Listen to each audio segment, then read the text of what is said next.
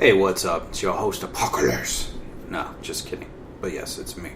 Anyways, I listened to Guy Shea's show last night, and I wanted to comment on Kevin's show, and Shills, and all this and all that. So, basically, I've noticed Guy Shea's been really quiet about all this drama regarding Kevin until last night. He's been avoiding a lot of the dramatic shows. He hasn't been retweeting all these other shows or the dramatic shows. And obviously, I know why. I mean, Kevin, Guy Shea are good friends, and so that's what happens. Is when you're friends, you defend friends, and probably try to keep the other out of trouble. But I listened to Guy Shea's show last night, and I was a little bit, I don't think Guy Shea really helped Kevin at all. I mean, he defended him, and that's good, but I think he actually took that to the next level. I think he white-knighted Kevin to the fact that he threatened Rick and Shill. I mean, I know it's pretty mild, like, to Shillbilly it was a slap. To Rick it was like, oh yeah, stop talking all this shit about it. I mean, come on. You can't really say that. Because all this shit talk is everyone's own opinion, and I think people should stand by what they say, and don't white knight anybody. That just makes you look bad, and it makes Kevin look bad, and it doesn't really solve anything. I've been in trouble for white knighting in the past. Guy Shea, you called me out when I defended News Guy, and so I'm doing you a favor and calling you out for white knighting of Kevin. Now, all this could have been avoided. Everything could have been avoided with Kevin by someone just telling him, look, this is the internet. You don't need to seek validation from trolls. They're reading a court document that doesn't really paint you in a favorable light. Now, the document says quite a few things about Kevin. It said, he's a wife beater, basically, or at least an abuser. That's what the Supreme document says. Now, I know that's your friend, and you're going to whitewash that, but that's what the Supreme Court document says. Another thing that the document says is, and that's not the only aspect, is that he's lazy and he couldn't get out of bed, and there's 3 things he basically did. He was either on the internet, at the gym, or asleep, and how that the wife had to hire a babysitter to watch their kid while she worked because he was too busy caught up in his own life and not really watching the kid. That's what the document says. And so that's more stuff that you didn't go over. You basically went after people for, you went after Rick for, just yelling at Kevin, whatnot. And one of the things that you brought up was about Kevin's kid. The only time it's really been mentioned is that Kevin's neglected it. Kevin went on this big spiel that, if you guys ever threaten my kid. No one's threatened his kid. He's making this stuff up, or he's totally exaggerating, totally a straw man. And so, it's very cringy. And then to hear Guy Shea repeat that, leave the kids out, no one's talking shit about his kid. The only thing that people have mentioned is, again, the neglect thing. Like, Kevin does this big thing like, if any of you guys threaten my kid, I'll come to Canada. And he was talking about Shillbilly, or I'll come to Iceland and bring about physical violence. That's not going to happen. And that fails flat because no one threatened his kid. He's just kind of making this up to be a bigger victim. And Guy Shea bought into it because that's his buddy and he doesn't want to let him down and all that. And I get it, Guy Shea. But he has to be accurate. You can't defend something that's not accurate, or else it makes you look bad too. And so it was silly hearing that you kept defending that, and like there was no threats against the kids. And he's such a big promoter of his kid, yet isn't not paying child support hurting the kid? I've heard some trolls bring that up, but no one wants to talk about that. So, and how you don't even talk to your kid or see your kid. So I mean, you can talk all this trash about all these trolls and what they've done, but I think you need to look at some self-reflection here. And I don't know the circumstances. It's really none of my business. But this is stuff you've all said, and it's all not out in the public. So I'm just trying to bring it up and what the trolls might say, just so you can kind of know what's to be expected. Because I think you need to be told the hard truth and all that. So don't get too mad at me. I'm just bringing up some of these issues. Another thing was your show. Oh my God, that was cringy as hell, Kevin. Oh my gosh. And I noticed, I was listening to your show, and I noticed that when someone would type anything, you straight up delete it. Like, you're way too sensitive, Kevin. If you can't really take criticism or anything like that, and you can't. I mean, you've proven yourself that any sort of criticism, like you go after the First Amendment, like trying to protect yourself. And that's one thing that Guy Shea did cover, because, it's in his best interest to defend the First Amendment and free speech, because he kind of gets borderline on the free speech issue, or I should say the First Amendment. So that's one thing that Guy Shea did say, and how you really shouldn't be too worried about a lot of this stuff. But again, the kid thing, I mean, come on. If you want to talk about a real victim, look at Guy's grandkid. That was brought up all the time, and half the time Guy's kids were brought up in socks, and their real information was everywhere. And I mean, Guy had it like 100 times worse than Kevin did with his kid. And so basically, if you want to look at a real victim, or at least a bigger victim that didn't really whine about it as much, then look at Guy Shea. I mean, his family's dragged into all this mess this last 2 years I've been on Spreaker. I mean, and then, Kevin pretended, because someone read a Supreme Court document and told him that he was lazy and all this. I mean, it's not the same thing. I mean, it's very cringe. And again, about the show, you brought your ex on, okay, your ex-girlfriend, and you asked her nothing but loaded questions and all that. And this brings up another question, Kevin. Like, you asked her all these questions, and oh man, you're just made out to be a saint. I mean, you're a great guy, all this. But this brings up another question, Kevin, and this is why you need to stop responding to trolls. Is that, okay, you're so great, right? Yeah, she kicked you out. So here we are. This is never ending, Kevin. You got to understand this. When to shut the hell up. When to just take your lumps and move on. You can't take criticism very well. You block everything. You hate the First Amendment when your feelings get hurt. I mean, this is like a freak show, Kevin. Stop. And then you brought some guy on who's a huge crank, who, if you actually dig deeper into this guy, I mean, yeah, he seems really interesting. He knows all this about trolls and all this, but he makes a living off it. You failed to mention that if you look deeper at his site, he actually charges people $50 an hour. So if they want to call in, this cyber bully got me and all this. So you got to be careful with some of these people. And I know why you brought him on, because it's like, this guy feeds my ego. But again, he probably didn't know why the trolls were attacking you, or he didn't know the whole story. You kind of just told him, I'm being attacked, woe is me, as someone else has said before. And so it's just like, really, do we really have to do this? And so let's take kind of a look at your last show, the trolls or whatever. One of the things you wrote is Mayo Clinic profiles of domestic abusers. You kind of did this as to say, okay, see, this is what abusers look like, to kind of deflect from yourself. Now, I'm not going to sit here and say you are an abuser, but that Supreme Court document kind of says you are.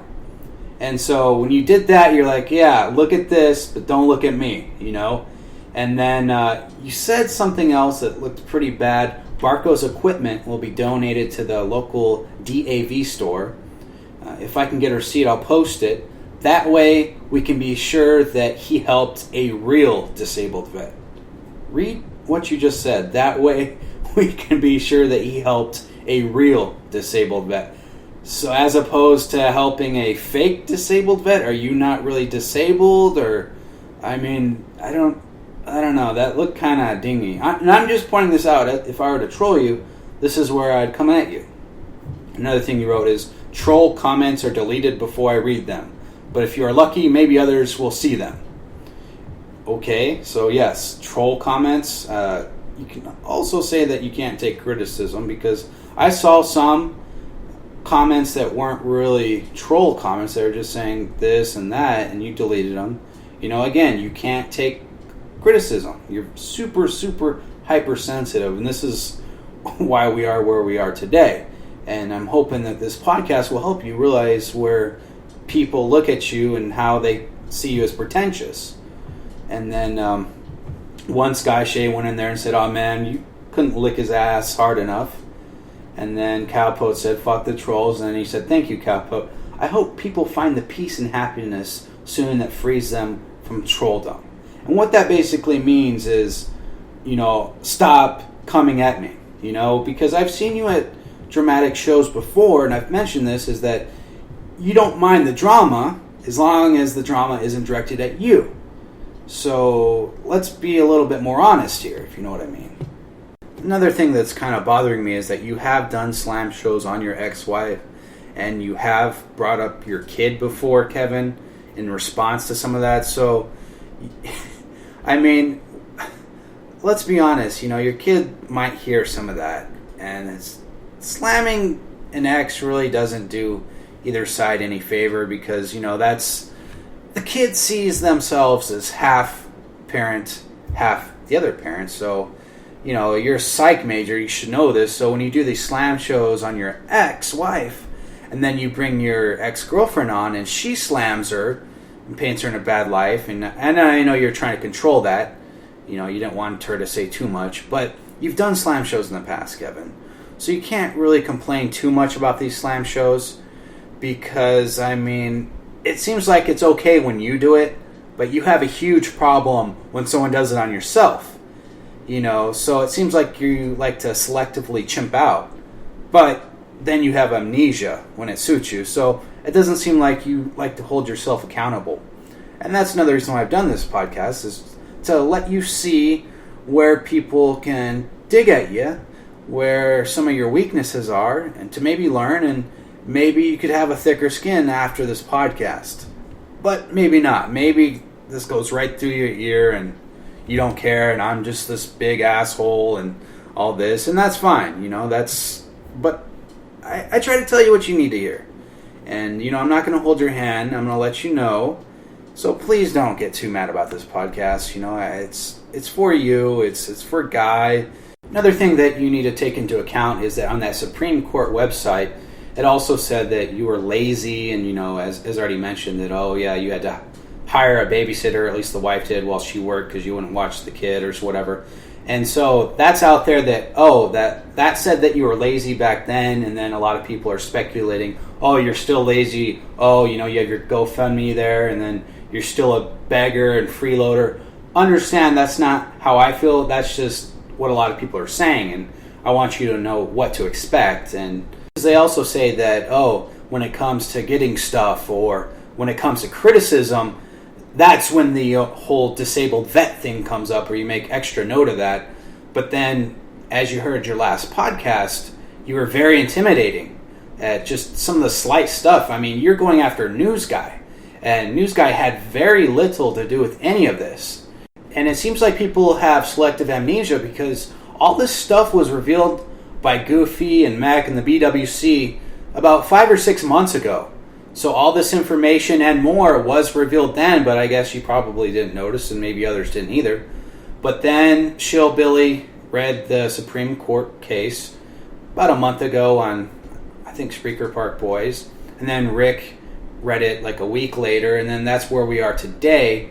And where we're at kind of today is a lot of people are, saying that you're a snitch, because a lot of the accounts that people use at your show, like Barco and I think Angry Bong, I think they might have typed in one or two things and you deleted them, and they think that you probably reported them to Spreaker because a lot of them got censored. They couldn't talk in other shows. They had to delete their accounts. So a lot of people are speculating that you're snitching and you're running to Spreaker and telling them how, whoever hurt your feelings did, and that's not a good sign. It just isn't. Another thing is that Barco actually left two comments on your wall, which you obviously deleted and blocked them, but it was in regards to the equipment, because you made this huge spectacle on Facebook and all the different chat rooms about the stuff that Barco lent you, and you were like, oh no, I can't accept this anymore because you're putting my kid at risk, and and everyone else knows your kid's not at risk, and Barco didn't do anything like that. You're just mad because he insulted you and hurt your feelings. And so you're trying to lash out and you're trying to get that victim card going. And so, it's just stuff like that makes me cringe because I see both sides, and I saw what you're doing, and the last show you did, did you really have to reveal all this stuff about your ex-girlfriend, her name, and her business? Because you're giving the trolls more fuel, Kevin. I mean, what the fuck? That's an awful idea. Why? I mean, yeah, you think trolls are going to call her and be like, gee, is he a swell guy? I mean, I'm just not convinced by that last podcast. Maybe I'll call her and just have a talk with her. I mean, come on, Kevin. That last show was ridiculous. I mean, it didn't convince anyone but yourself. I mean, come on. Give it a rest here. And in conclusion about this whole podcast, I'm about to end it here, is that, Kevin, you got to toughen up a bit, man. You're a man, At the same time, you got to take some criticism. But I hope I fed you some information here that'll be useful to you in the future, because I don't see this dying anytime soon. But at the same time, you don't have to let it hurt you more than it has to, because nothing will happen in real life. I mean, no one fights anyone in real life off Spreaker. It's never happened, or at BTR, or anything like that. I mean, yeah, you'll get teased here and there, and that's about it, but let's not pretend it's more than that, okay? It really isn't. It's not going to escalate. You're going to have to take a few more lumps, I suspect, here and there, but you should probably just not respond like you do. Write these novels, because as I said earlier, that's more weakness, more fuel, because trolls are the best readers, they're the best analyzers, and they'll get back at you. So don't expect to validate your position with trolls. I mean, yeah, you can pat yourself on the back, but people see past that. People see past the lack of modesty that's going on here, and they see the sides, they see the weaknesses, and they see your strengths. So I would just say give it a rest, Kevin. Like, just no more drama. And hopefully this podcast you've learned something, and that, I don't know, I just hope that I've explained to you what trolls are going to use against you, what to expect, and how not further add fuel to the fire. And so please don't take this as, this is an attack on me, he's a jerk. Not at all. I think this is more of a tough love educational podcast. It's very dry. There's not too much humor in it because it's kind of a serious subject, and I hope you can learn something from this, and I hope you stick around Spreaker. One of the reasons why I did this show is, ironically, your enemy, or at least your current enemy, Shillbilly, once told me that someone had to tell him that he was a fat fuck. Like, I guess he was really huge at one point, and I guess he had a heart attack. He talks about all this. So this is nothing, I'm not revealing any secrets. So he's mentioned that, and he was very thankful that someone said, hey, look, dude, you're getting to be really fat. You're going to die. And so I guess that really made him change his ways, and, he lost a lot of weight and all this. And so I see this as something you needed to hear, and just to keep pushing and do your good educational shows. And I think soon here we'll all just hang out in the same chat room and, look back and be like, wow, a lot of drama, a lot of theatrics, and we all just have a good time. So, thanks for stopping by, guys. Hope this wasn't too lame.